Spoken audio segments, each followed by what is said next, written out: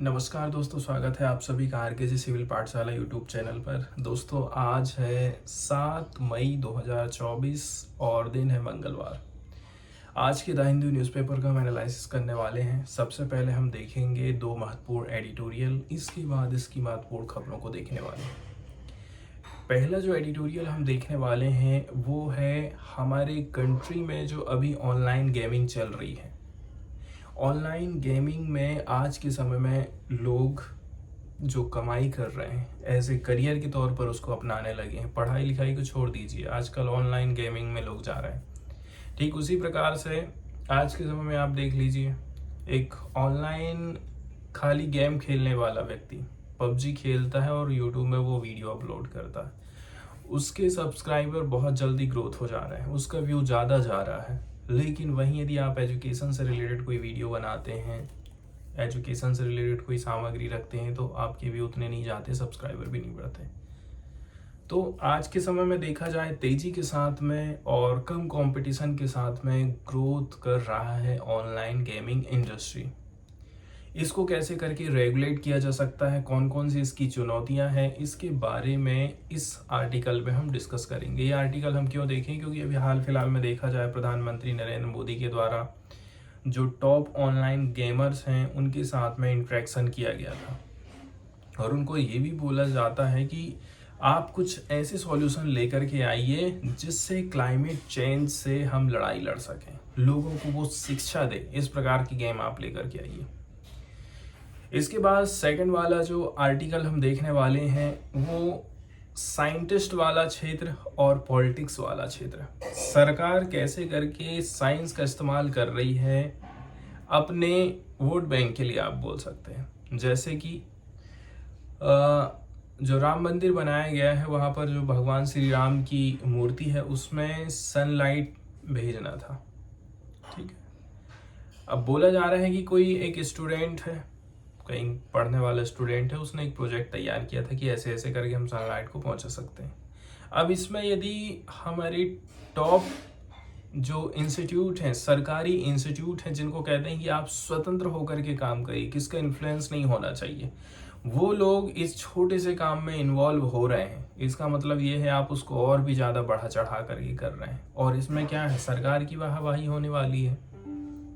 तो इस चीज़ का विशेष ध्यान रखना है कि आज के समय में भी साइंटिस्ट हमारे फ्री होकर के अपनी बात रख सके। कभी कभी तो बोला जाता है वो सरकार से कुछ बोल तक नहीं पाते हैं। हमारे डिपार्टमेंट की कमियां, हम क्या चाहते हैं, हमारे इंस्टीट्यूशन क्या चाहते हैं, हमारे कॉलेज, हमारी संस्थाएं क्या चाहती हैं, वैज्ञानिक संस्थाएं, वो अपनी बातों को नहीं रख पाते हैं डर के मारे कि कहीं हमें नौकरी से ना निकाल दिया जाए, हमारे ऊपर केस ना हो जाए, ऐसे बहुत सारी चीज़ें।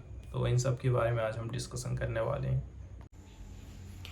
तो चलिए दोस्तों, आगे बढ़ते हैं हम और देख लेते हैं पहले एडिटोरियल की तरफ, जो कि भारत में ऑनलाइन गेमिंग सेक्टर से जुड़ा हुआ है।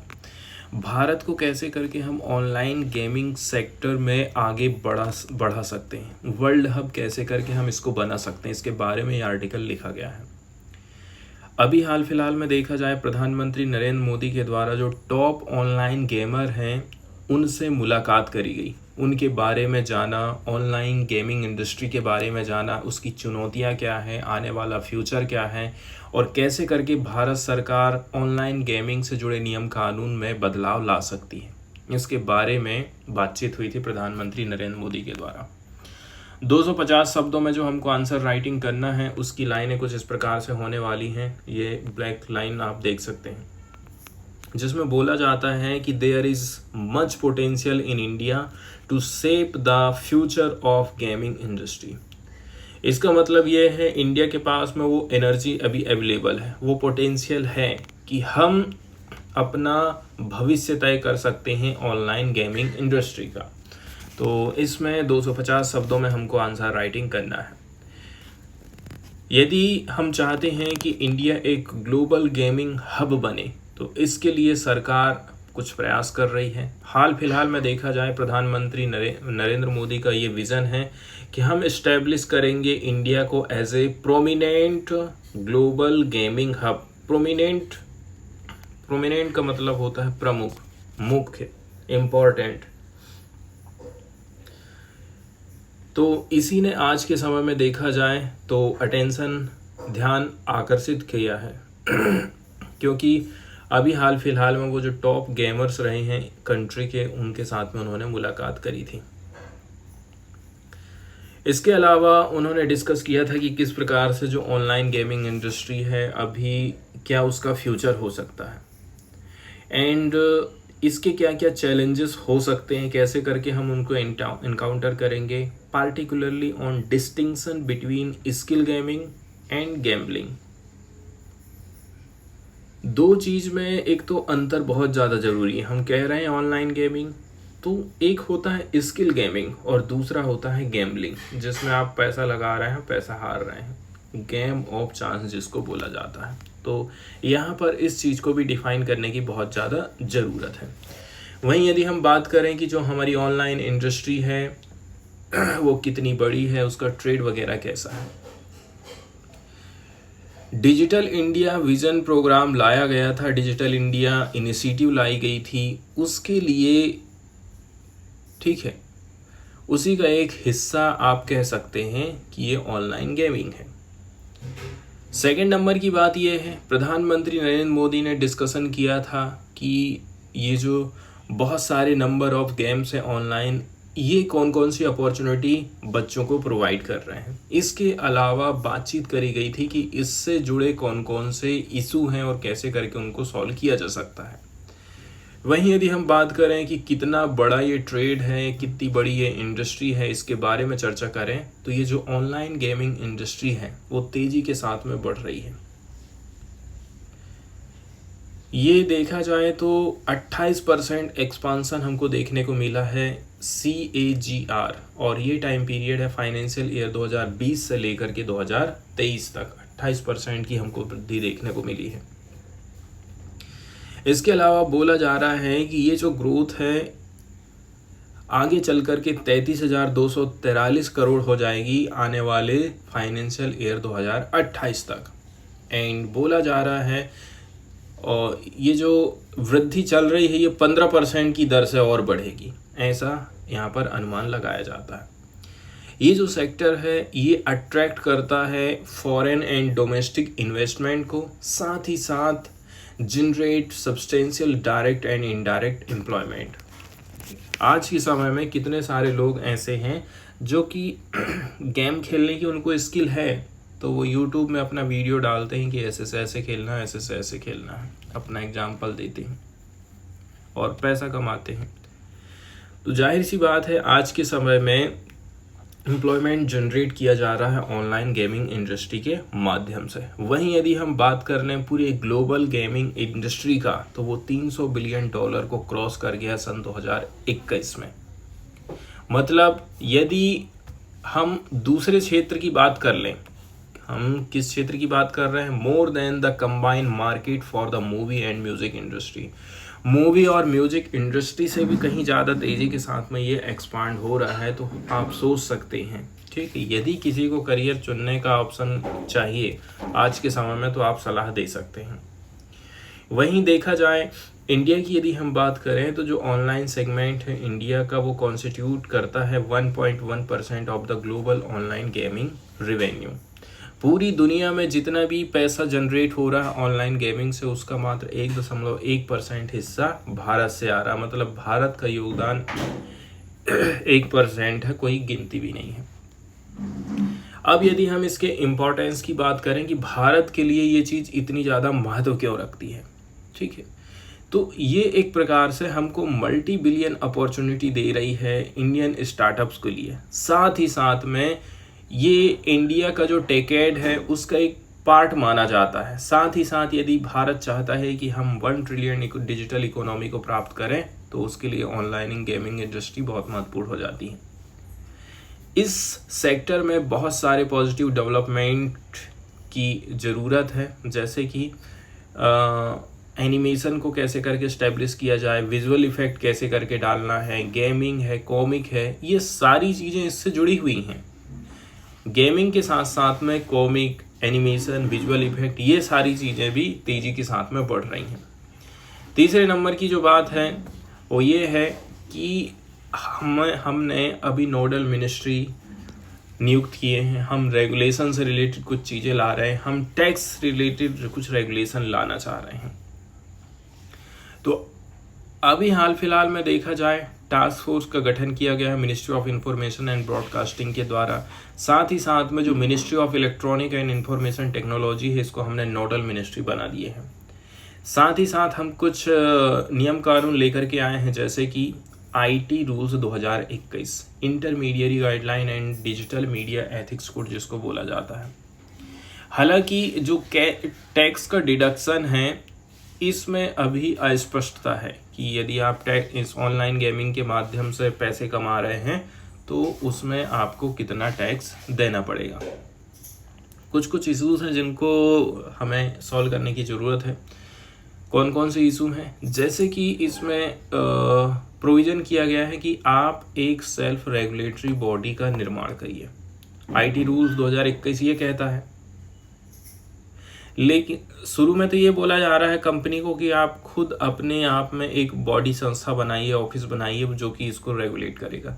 लेकिन सरकार आईटी रूल्स 2021 लेकर के आ गई है, इसके माध्यम से भी वो इसको रेगुलेट करने की कोशिश कर रहा है। तो यहाँ पर दो नियम कानून है, आपस में टकराव हो रहा है। अब ये जो इंडस्ट्री है इनोवेशन से जुड़ी हुई है, फास्ट इवॉल्विंग टेक्नोलॉजी हमको देखने को मिलता है। साथ ही साथ में सेल्फ रेगुलेशन बहुत ज़्यादा क्रूशियल हो जाता है। नीति आयोग ने बोला है ये जो ऑनलाइन फैंटेसी गेमिंग का सेक्टर है, इसके लिए हमने प्रपोज किए हैं self regulatory model of governance. इसके साथ में self regulatory organisation at its helm. एक तो सेल्फ रेगुलेटरी मॉडल आप लाइए जिसमें सेल्फ रेगुलेटरी ऑर्गेनाइजेशन होना चाहिए, ऐसा सरकार की तरफ से मतलब नीति आयोग में ये चीज़ बोली गई है। लेकिन सबसे इम्पोर्टेंट हो जाता है क्या चीज़? टैक्सेस इम्पोर्टेंट हो जाते हैं। अभी हाल फिलहाल में टैक्स में कुछ रिवीजन किया गया है, ठीक है। टैक्स में रिवीजन किया गया है और इसमें बोला गया था कि 28% हम टैक्स लगाएंगे total face value of bets में। अब आप सोच लीजिए, आप कमा रहे हैं 100 रुपये, तो 100 रुपये से आप 28 रुपये सरकार ले रही है, तो आपकी कमाई का क्या मतलब रहेगा? तो हरासमेंट करेगा। इसके पहले ऐसा था कि 18% जीएसटी रेट लगाया जाता था, ठीक, इनडायरेक्ट टैक्स सिस्टम में सन जुलाई 2017 से। अब बात करी जाती है सॉफ्ट पावर को लेकर के, ठीक है। तो सबसे पहले तो सॉफ्ट पावर को आप समझने की कोशिश करिए।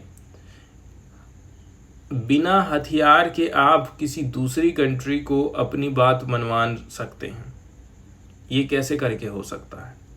ठीक है, आप अपना इन्फ्लुएंस दिखाएंगे कि हम इस सेक्टर में इतने आगे हैं, हम ट्रेड में इतने आगे हैं, हमारे यहाँ से आप ये लीजिए वो लीजिए, ऐसी दुनिया भर की बातें रहती हैं। यदि आप हमसे रिलेशन बिगाड़ेंगे, हमारी बात नहीं मानेंगे, तो आपको नुकसान होगा, आपको ट्रेड में नुकसान होगा, आपको बिजनेस में नुकसान होगा, आपको सिक्योरिटी कंप्रोमाइज़ करना पड़ेगा। ये बहुत सारी चीज़ें रहती हैं जिसको हम सॉफ्ट पावर बोलते हैं, जैसे कि आज के समय में अमेरिका करता है।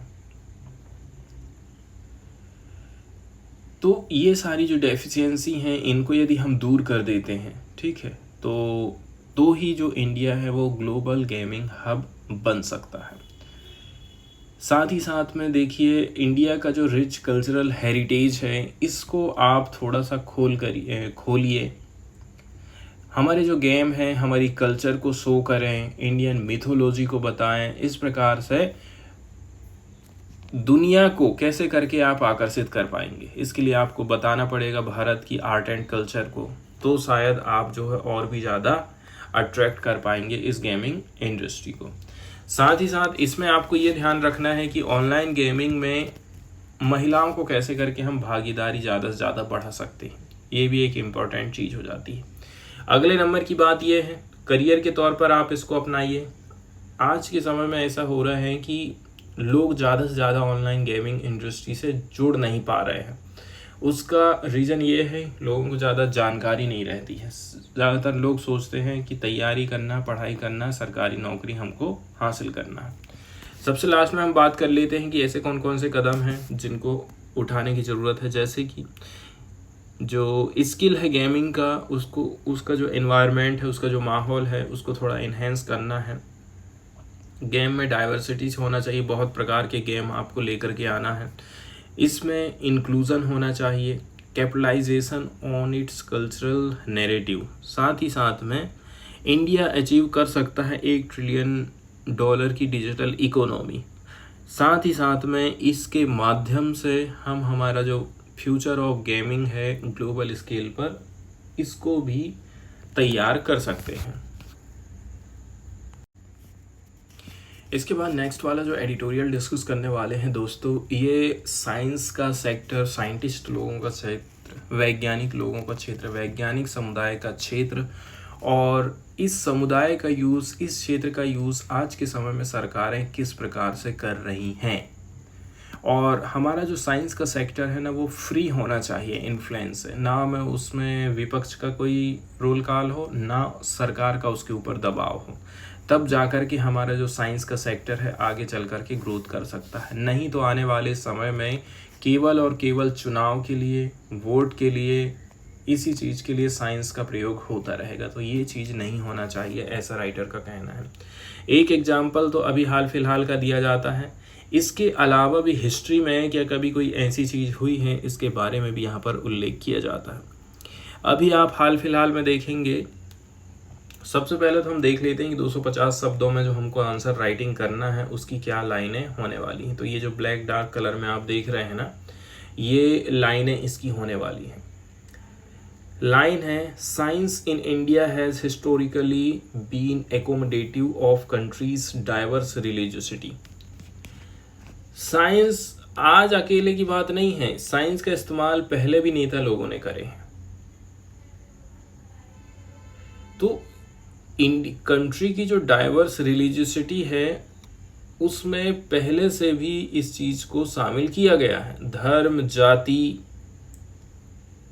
ठीक है, धर्म, जाति, इसके साथ ही साथ में विज्ञान को भी आप उसी की कैटेगरी में ले रहे हैं। ये चीज अभी की नहीं बल्कि ऐतिहासिक रूप से चली आ रही है।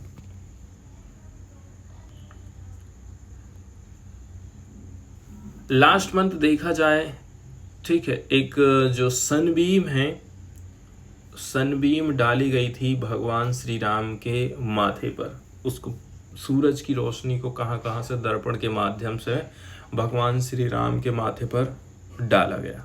इससे सूर्य तिलक बोला गया, सूर्य तिलक करवाया गया। अब ये जो सूर्य तिलक करवाया गया है, तो जो secretary of department of science and technology हैं, DST, अभय करांडिकर, उन्होंने ट्विटर पर पोस्ट किया था 17 अप्रैल को रामनवमी के दिन कि जो इंडियन इंस्टीट्यूट ऑफ एस्ट्रोफिजिक्स है उसने एक क्रूशियल रोल प्ले करा है सूर्य तिलक प्रोजेक्ट के ऊपर राम मंदिर अयोध्या में।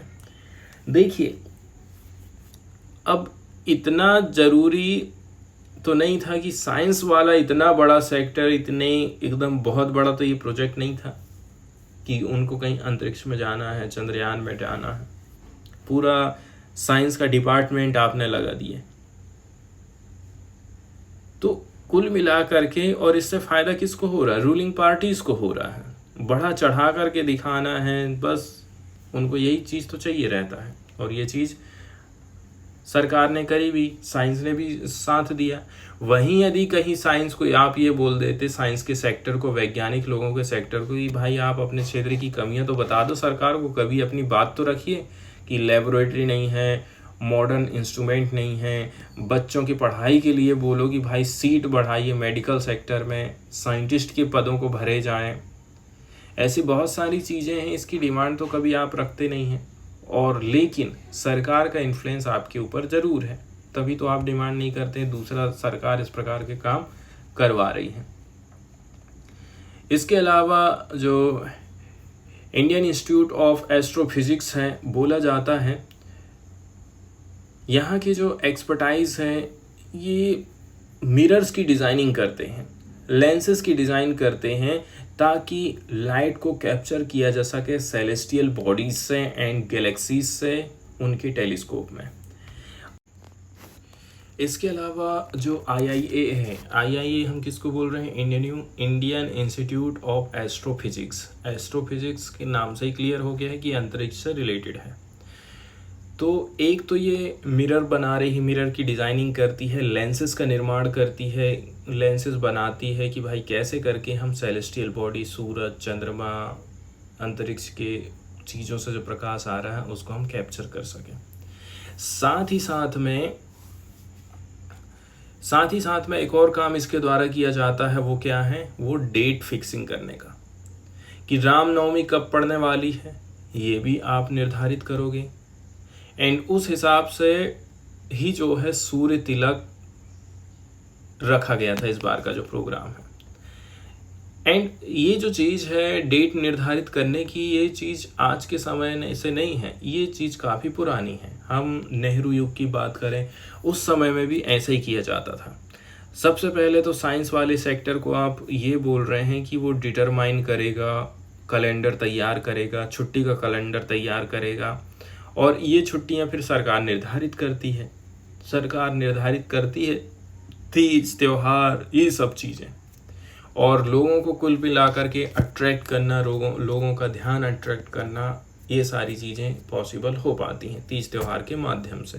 तो ये सारी चीज़ें पहले भी हुई हैं। साथ ही साथ में यहाँ पर यदि हम देखें वैज्ञानिक लोगों का क्या क्या आर्गुमेंट रहा है, तो पहली बात ये है कि अलग अलग लोगों का अलग अलग मत है। पहले नंबर की बात ये है, इसको एक कॉलेज लेवल स्टूडेंट के द्वारा तैयार किया गया था, तो इसमें पूरे के पूरे सिस्टम को एस्ट्रोफिजिसिस्ट एंड एस्ट्रोनॉमर्स को इन्वॉल्व होने की कोई ज़रूरत नहीं है। एंड सबसे बड़ी बात यह है कि इसमें IIA, एस्ट्रोफिजिक्स जैसी संस्थाएं जुड़ गईं, जो कि DST के अंतर्गत ऑटोनोमस बॉडी की तरह काम करती है। ये एक रिलीजियस सेरेमनी में शामिल हो रही है। साथ ही साथ यदि हम बात करें लास्ट 2 डिकेड की, मतलब पिछले 20 साल की, तो जो प्रपोज़ल है कि हम इंट्रोड्यूस करेंगे वैदिक एस्ट्रोलॉजी को इन कॉलेज करिकुला में, एंड ये भी सजेशन दिया जाता है कि जो एंशिएंट इंडियंस हैं वो एयरप्लेन्स उड़ाया करते थे, for example have fomented discussion on scientific temper. ये भी एक प्रकार से वैज्ञानिक समुदाय को नीचे दबाने की कोशिश करता है, विज्ञान को नीचे दबाने की कोशिश करता है। कौन कौन सी संस्थाएं ऐसी शामिल हैं, ठीक है, जो कि इस प्रकार के काम में लगी हुई थी, जैसे कि IIA। केवल ये अकेला इंस्टीट्यूशन नहीं था जो कि राम जन्म उत्सव, रामनवमी के टाइम में इन्वॉल्व हुआ हो। CBRI शामिल हुआ, सेंट्रल बिल्डिंग रिसर्च इंस्टीट्यूट, साथ ही साथ में CSIR, ठीक है, council of scientific and industrial research की एक लेबोरेटरी है, ये भी शामिल हुई थी। साथ ही साथ में कुछ स्टेट फंडेड रिसर्च इंस्टीट्यूशन है, वो भी इसमें इन्वॉल्व हुए थे। कैलेंडर आज के समय में जो हम इस्तेमाल कर रहे हैं, ठीक है, ये कैलकुलेट करते हैं रिलीजियस फेस्टिवल्स को कि ये कब मनाया जाएगा, वो कब मनाया जाएगा, उस हिसाब से हम छुट्टी भी देंगे। ये सरकार तो छुट्टी दे रही, वो सरकार तो छुट्टी नहीं देती थी, ऐसी बहुत सारी बातें आ जाती हैं। यहाँ पर बोला जा रहा है, देखिए, कि एक जो कैलेंडर रिफॉर्म कमेटी है, ठीक है, इसने डिटेल एनालिसिस तैयार किया था of not only the time keeping mechanics of Indian calendars में टाइम की गणना कैसे करके होगी, साथ ही साथ में जो कैलेंडर्स की जो हिस्ट्री रही है प्रत्येक सिविलाइजेशन की, उसका भी इसने अध्ययन किया था। तो जो इंडियन नेशनल कैलेंडर है, ये किसका प्रोडक्ट है? कमेटी की रिपोर्ट का प्रोडक्ट है। 1956 में इस कमेटी ने प्रस्तुत करी थी, एंड इसमें कुछ करेक्शन किया गया था, जैसे कि लीप ईयर को ऐड किया गया, एंड इंश्योर किया गया था मंथ्स हैड ओनली 30 और 31 days, and defining Indian standard time बताया गया, महीना बताया गया कि 30 और 31 का होगा। इस कैलेंडर के हिसाब से यदि देखा जाएगा तो अभी हाल फिलहाल में वैशाख 1946 चल रहा है। तो इस कैलेंडर को जो बनाने वाले हैं उन लोगों ने स्पेसिफाइड किया था, डिटेल में बताया कि ये जो है काफ़ी यूज़फुल रहने वाला है एस्ट्रोलॉजर्स के लिए, कि वो लोग कैलकुलेट करेंगे रिलीजियस फेस्टिवल्स को। तो एस्ट्रोलॉजर्स लोग जो है इस चीज़ को कैलकुलेट कर पाते हैं। तो जो ज्योतिष लोग हैं उनको ये काफ़ी मदद करता है। अब डीएसटी, अब जो कमेटी पहले थी, कमेटी की जगह अब डीएसटी काम कर रहा है, लेकिन काम वही हो गया है। आगे बोला जा रहा है कि जो डीएसटी संस्था बनाई गई है विज्ञान की तरफ से, वैज्ञानिकों की, तो ये इसने फंड दिया है सत्यम को। सत्यम क्या है? Science and technology of yoga and meditation.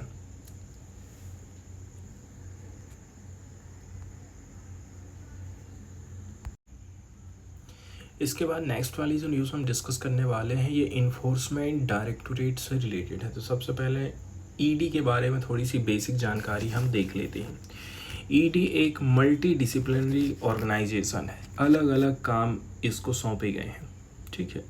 And money laundering and violation of foreign exchange law, दो चीज़ों की देखरेख मुख्य रूप से ये करता है। कहीं पर पैसे की धोखाधड़ी हो रही, काला सफ़ेद धन किया जा रहा है, एंड कहीं पर यदि जो फॉरेन एक्सचेंज कानून हैं उनको काला सफ़ेद किया जा रहा है तो उसको भी यही देखता है।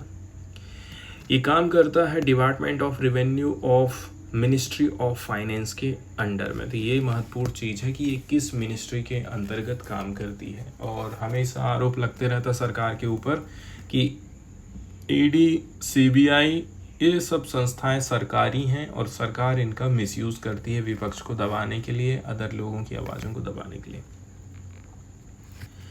अब ये एक अपने आप में फाइनेंशियल इन्वेस्टिगेशन एजेंसी मानी जाती है, वो भी सर्वोच्च है गवर्नमेंट ऑफ इंडिया के अंतर्गत। जो ईडी है, कुछ महत्वपूर्ण जो स्ट्रिक्ट कॉम्प्लायंस हैं कॉन्स्टिट्यूशन ऑफ इंडिया, उसके हिसाब से काम करती है।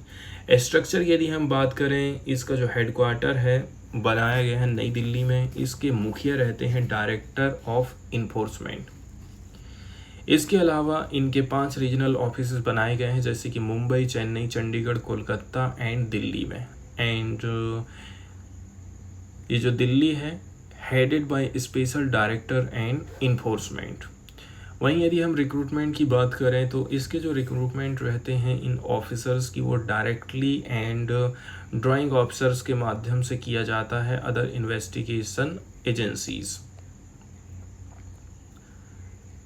इसमें शामिल रहते हैं आईएएस के कुछ ऑफिसर, जैसे इंडियन रेवेन्यू सर्विसेज के। आईपीएस ऑफिसर भी रहते हैं, आईएएस वाले लोग भी यहाँ पर जाते हैं। एंड जैसे कि टैक्स ऑफिसर है, एक्साइज ऑफिसर है, कस्टम ऑफिसर है एंड पुलिस है, सब लोग इसमें शामिल हैं। टेन्योर की यदि हम बात करें तो 2 साल का इसका कार्यकाल रहता है, लेकिन ये जो डायरेक्टर का टेन्योर रहता है उसको एक्सटेंड किया जा सकता है 2 से लेकर के 5 साल, और इस प्रकार से उसको 3 एनुअल एक्सटेंशन मिल सकते हैं। किनको देगी सरकार? जो सरकार के हिसाब से बेहतर काम करेगा, ऐसा हो जाता है यहाँ पर। वहीं जो Delhi special police establishment act 1946 है, सेंट्रल विजिलेंस कमीशन एक्ट 2003 है, इसके माध्यम से अमेंडमेंट हुआ है, जिसके माध्यम से गवर्नमेंट को पावर दे दी गई है कि keep the 2 chiefs in their post for 1 year after they have completed there 2 year term. 2 साल कंप्लीट कर लिए तो 1 साल और सरकार उनको रख सकती है।